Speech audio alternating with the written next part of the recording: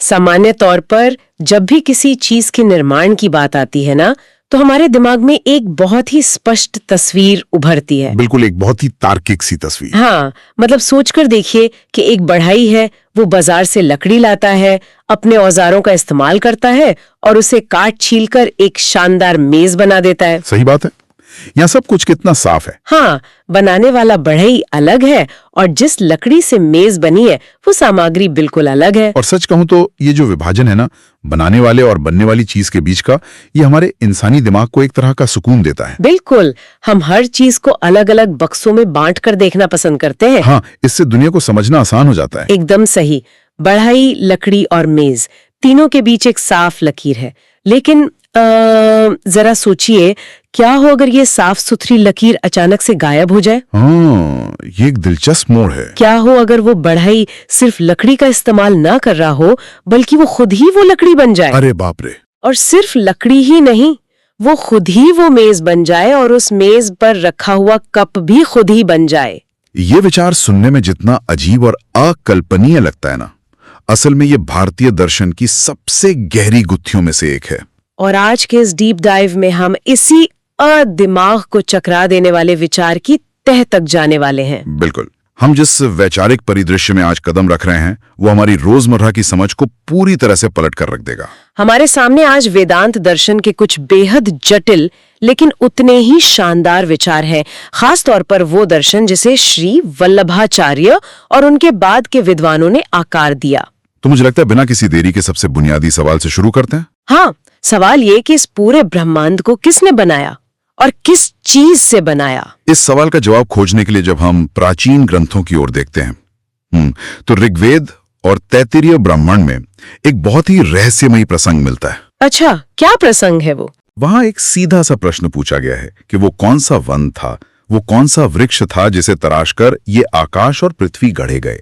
मतलब इस दुनिया को बनाने के लिए कच्चा माल कहाँ से आया? एकदम सही। और इसका जो उत्तर वहां दिया गया है वो इस पूरे दर्शन जिसे ब्रह्मवाद कहा जाता है उसकी नींव है। तो उत्तर क्या है? उत्तर ये है कि वो वन ब्रह्म था, वो वृक्ष भी स्वयं ब्रह्म था। ओहो, यानी जिसने इस ब्रह्मांड को तराशा है वो भी परम सत्ता या ब्रह्म है, और जिस सामग्री से इसे तराशा गया है वो सामग्री भी स्वयं ब्रह्म ही है। रुको रुको, इसे थोड़ा और खोल कर समझते हैं। क्योंकि बचपन से हमें जो कहानियां सुनाई गई हैं उनमें ईश्वर की छवि एक ऐसे निर्माता की रही है जो आसमान में कहीं बादलों के ऊपर बैठा है। हाँ, एक पारंपरिक छवि। बिल्कुल, और वो वहां से मिट्टी या तारों को गूंथ कर दुनिया बना रहा है। लेकिन ये दर्शन तो कुछ और ही कह रहा है। दर्शन की तकनीकी भाषा में इसे अभिन्न निमित्तोपादान कारण कहा जाता है। बाप रे, ये तो बहुत लंबा शब्द है। हाँ, सुनने में भारी लगता है, लेकिन इसका मतलब बहुत आसान है। इसका मतलब है कि निमित्त कारण यानी बनाने वाला और उपादान कारण यानी कच्चा माल दोनों अभिन्न हैं, एक ही हैं। तो इसे आसमान में बैठे किसी मैकेनिक की तरह नहीं देखना है? बिल्कुल नहीं, इसे एक विशाल महासागर की तरह देखिए। जब महासागर में एक लहर उठती है तो उस लहर को बनाने वाला भी महासागर है, और वो लहर जिस पानी से बनी है वो भी महासागरी है। वाओ, ये एनालॉजी बहुत सटीक बैठती है। लहर और महासागर अलग अलग नहीं है। बिल्कुल। तो इस सिद्धांत के अनुसार जो कुछ भी भूतकाल में था, जो आज हमारे आसपास है या जो भविष्य में होगा, वो सब कुछ उसी एक परम तत्व का विस्तार है। एकदम सही। ब्रह्मांड को किसी ने बनाया नहीं है, बल्कि वो स्वयं ही ब्रह्मांड बन गया है।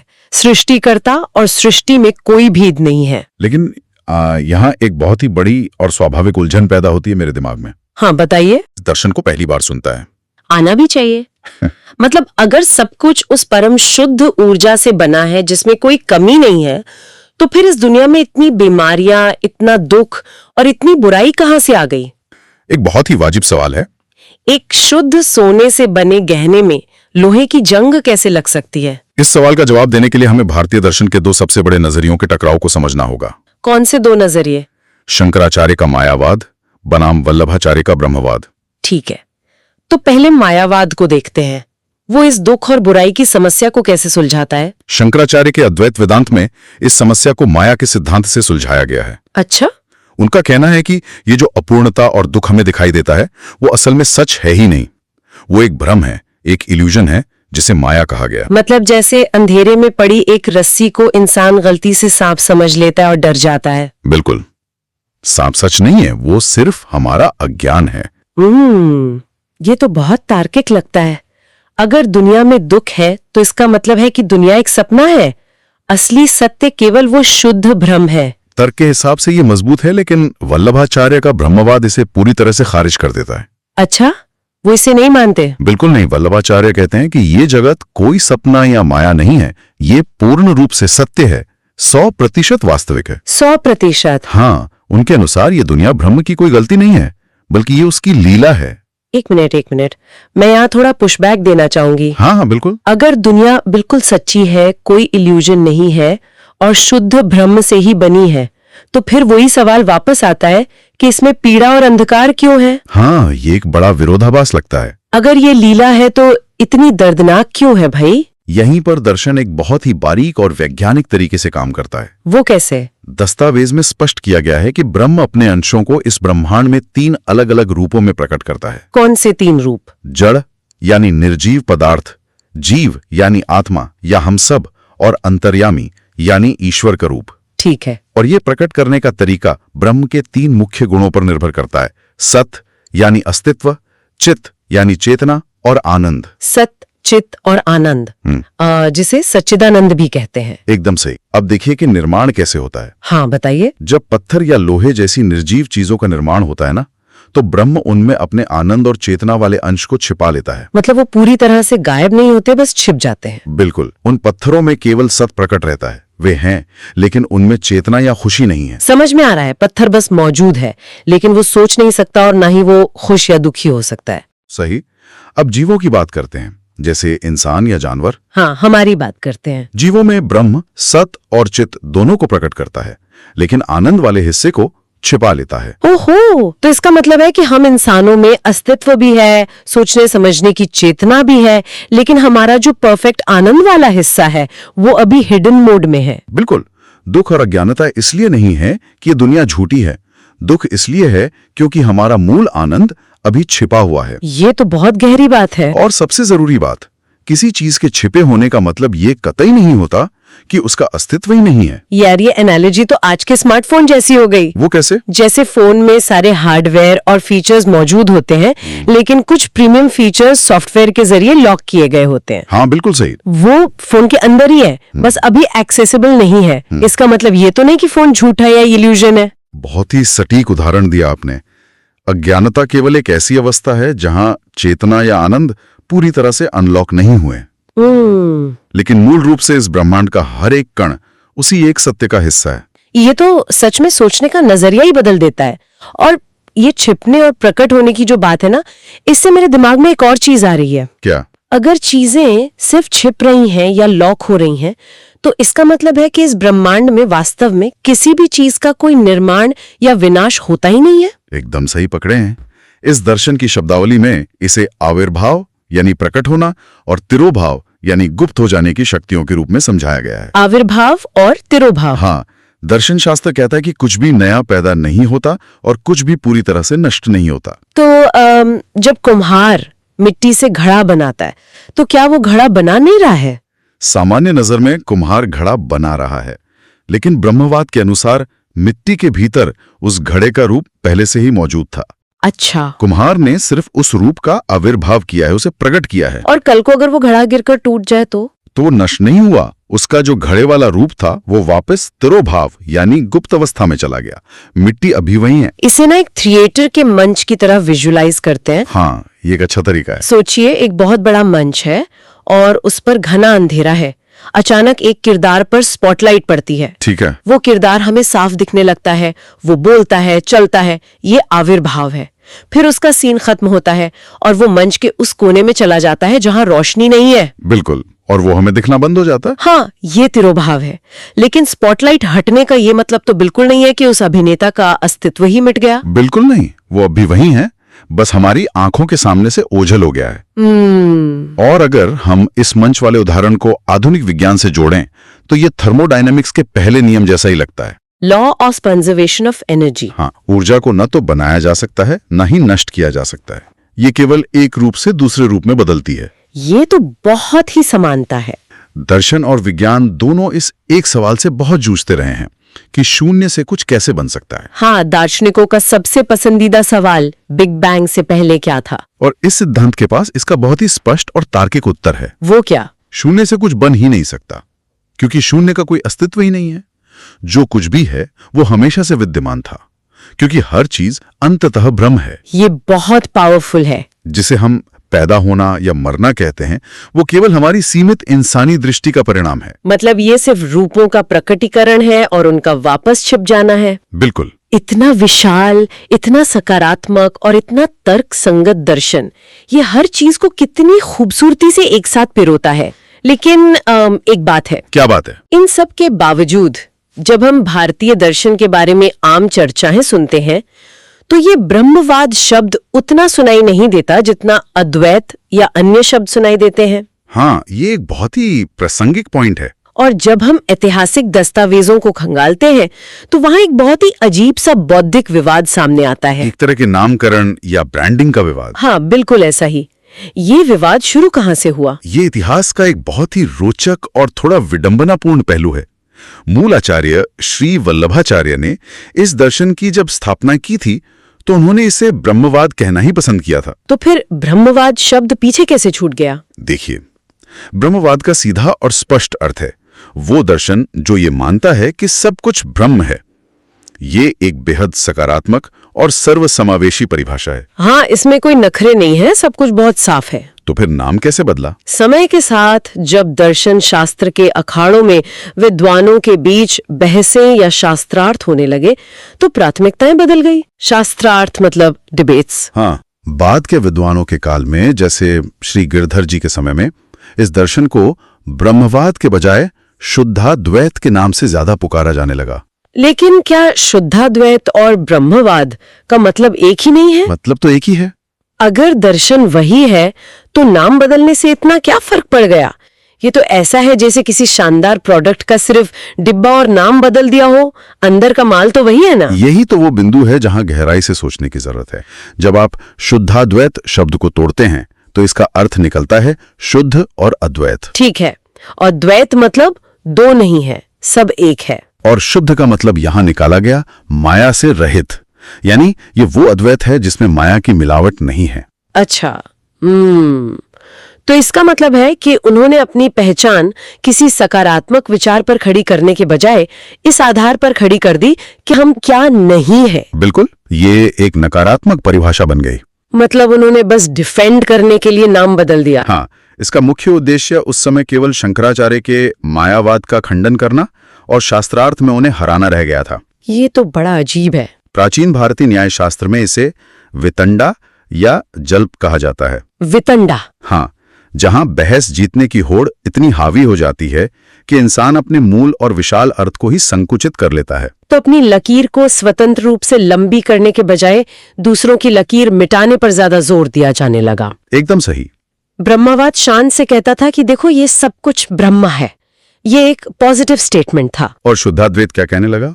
वो डिफेंसिव होकर कहने लगा, देखो ये माया नहीं है, इसलिए अद्वैत है। और यही कारण है कि इतिहास के पन्नों में और बहसों के शोर में वल्लभाचार्य का जो मूल और खूबसूरत दर्शन था, वो शुद्धाद्वैत के इस सीमित अर्थ के पीछे कहीं छिप सा गया। ज्ञान तभी अपना पूरा असर दिखाता है जब उसे उसके सही संदर्भ में समझा जाए। हाँ, न कि किसी बौद्धिक लड़ाई के हथियार के रूप में। ये सच में शब्दों और भाषा की ताकत को दिखाता है। हाँ। कैसे एक नाम, एक लेबल पूरे दर्शन को देखने का नजरिया ही बदल सकता है। बिल्कुल। खैर, ऐतिहासिक बहसों से बाहर निकलकर वापस इस दर्शन की कोर फिलॉसफी में गोता लगाते हैं, क्योंकि एक और ऐसा सवाल है जो दिमाग को बुरी तरह झकझोर देता है। वो कौन सा सवाल है? देखिए, हमने ये तो मान लिया कि वो असीमित अनंत परम तत्व ही ये सीमित बदलता हुआ जगत बन गया है। हाँ, ये हमने स्थापित कर लिया। लेकिन ये दोनों बिल्कुल विरोधी बातें एक ही समय में सच कैसे हो सकती हैं? विरोधी बातें कैसे? मतलब एक ही चीज असीमित भी है और सीमित भी। वो निर्विकार है, यानी उसमें कोई बदलाव नहीं आता, लेकिन फिर भी वो इस ब्रह्मांड के रूप में लगातार बदल रहा है। ये सवाल सीधा तर्कशास्त्र की सीमाओं से टकराता है। वही तो। हाँ। हर सेकंड नए रूप ले रहा है और फिर भी स्थिर है। इस विरोधाभास को सुलझाने के लिए दर्शन में विरुद्ध धर्माश्रयत्व के सिद्धांत की चर्चा की गई है। विरुद्ध धर्माश्रयत्व यानी जो विरोधी गुणों को आश्रय देता है। एकदम सही। इसका अर्थ है परस्पर विरोधी गुणों या विरोधाभासों को एक साथ धारण करने की क्षमता। दर्शन समझाता है कि ब्रह्म में हमारी इस दुनिया वाले लौकिक गुण नहीं है, फिर भी वो अलौकिक गुणों के साथ साकार रूप धारण कर सकता है। तो वो बदलता भी है और नहीं भी बदलता। हाँ, वो निर्विकार है, स्थिर है, फिर भी वो इस नित्य बदलते जगत के रूप में स्वयं को प्रकट करता है। ये सुनते ही मुझे तुरंत आधुनिक विज्ञान, खासतौर पर क्वांटम भौतिकी की याद आ रही है। क्वांटम भौतिकी, हाँ। ये तुलना बहुत ही दिलचस्प है। कैसे?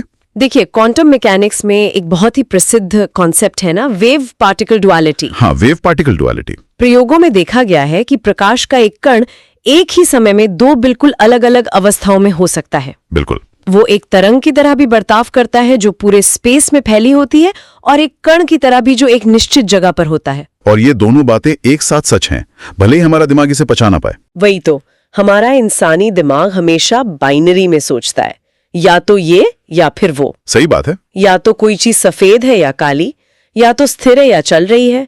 हमारा लॉजिक इन विरोधाभासों को एक साथ नहीं रख पाता। लेकिन वास्तविकता, चाहे वो क्वांटम लेवल पर हो या ब्रह्मांडीय लेवल पर, वो हमारे इंसानी तर्क बुद्धि की मोहताज नहीं है। और विरुद्ध धर्माश्रयत्व का सिद्धांत भी हमें ठीक यही सिखाता है। ये बहुत लिबरेटिंग है। इससे एक बहुत ही महत्वपूर्ण और विनम्र करने वाला सवाल खड़ा होता है। क्या हम सच में ये मानते हैं कि हम अपनी इस छोटी सी इंसानी बुद्धि से उस अनंत सत्ता को पूरी तरह से डिकोड कर सकते हैं? शायद बिल्कुल नहीं। जो सत्ता अनंत है, सर्वशक्तिमान है, उसे हम अपने सांसारिक तर्क के छोटे से बक्से में कैसे कैद कर सकते हैं? नहीं कर सकते। जो बातें हमारे सीमित नजरिए से हमें विरोधाभासी लगती हैं, वे उस अनंत के नजरिए से बिल्कुल स्वाभाविक हैं।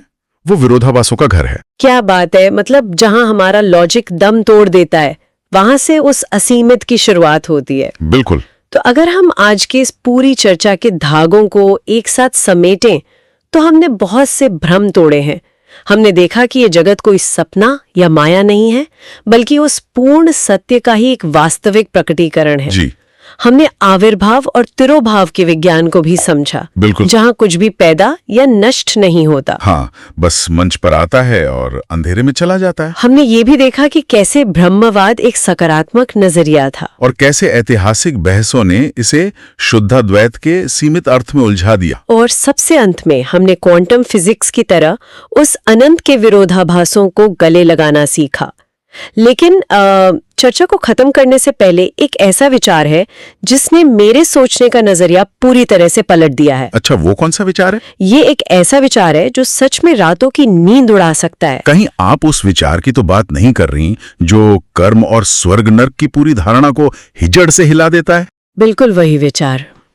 जब हम धर्म या दर्शन की बात करते हैं ना, तो हमारे दिमाग में हमेशा एक अंतिम न्याय की तस्वीर होती है। Judgement day. हाँ, जहां अच्छे और पवित्र लोगों को स्वर्ग मिलेगा, और जो बुरे, क्रूर या राक्षसी लोग हैं, उन्हें हमेशा के लिए नरक की आग में जलना होगा। ये दुनिया के लगभग हर धर्म की बहुत ही बुनियादी मान्यता है, अच्छे और बुरे का शाश्वत विभाजन। लेकिन इन ग्रंथों के अंत में प्रलय के समय का जो वर्णन किया गया है, वो इस पूरी मान्यता को तोड़ देता है। कैसे? ग्रंथों में स्पष्ट रूप से उल्लेख है कि जब ये सारा ब्रह्मांडीय नाटक समेटा जाता है, तो केवल दैवीय या पवित्र जीवी नहीं, बल्कि आसुरी और राक्षसी जीव भी अंततः उसी ब्रह्म में लीन हो जाते हैं। बाप रे, ये विचार सच में बहुत क्रांतिकारी है ना? इसका सीधा सा अर्थ है कि शाश्वत स्वर्ग और शाश्वत नर्क जैसी कोई चीज अंतिम सत्य नहीं है। बिल्कुल। अगर मूल रूप से सब कुछ ब्रह्म ही है, तो फिर हमेशा के लिए अलग या निष्कासित कौन रह सकता है? सोचकर देखिए, ये कितना गहरा विचार है। ये हमें ये सोचने पर मजबूर करता है कि इस दुनिया में जिसे हम बुरा या राक्षसी समझते हैं, क्या वो भी इस ब्रह्मांडीय नाटक का एक मुखौटा पहना हुआ कलाकार ही है? जैसे किसी नाटक में कोई अभिनेता एक खूंखार खलनायक का रोल करता है, मंच पर वो नायक को सताता है, बुरे काम करता है, लेकिन जब नाटक खत्म होता है और पर्दा गिरता है, तो वो खलनायक भी उसी ग्रीन रूम में वापस जाता है जहां नायक जाता है। हाँ, वो अपना मेकअप उतारता है और फिर कोई नायक या खलनायक नहीं बचता, सिर्फ अभिनेता बचते हैं। जब ये ब्रह्मांडीय खेल खत्म होता है, तो क्या हर चेतना उसे वापस उसी एक ऊर्जा में ही लौटना है, चाहे वो कितनी भी भटकी हुई या अज्ञानी क्यों ना हो? यही वो अद्भुत गहराई है जो इस दर्शन को बाकी सभी से इतना अनूठा बनाती है। अगर सब कुछ ब्रह्म है तो नर्क, दुख और अज्ञान भी उसी महासागर की लहरें हैं, जो अंततः शांत होकर वापस जल ही बन जाएंगी। बिल्कुल। ये एक ऐसा विचार है जिसे हजम करने में शायद एक पूरी उम्र लग जाए। सही कहा।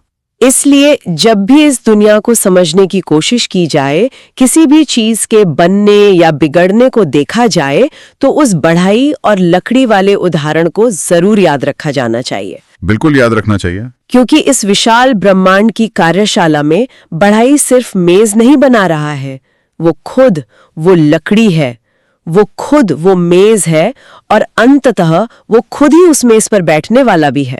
और शायद यही हमारी वास्तविकता का सबसे बड़ा रहस्य है। बिल्कुल। और इसी गहरे विचार के साथ आज की ये चर्चा यहीं समाप्त करते हैं।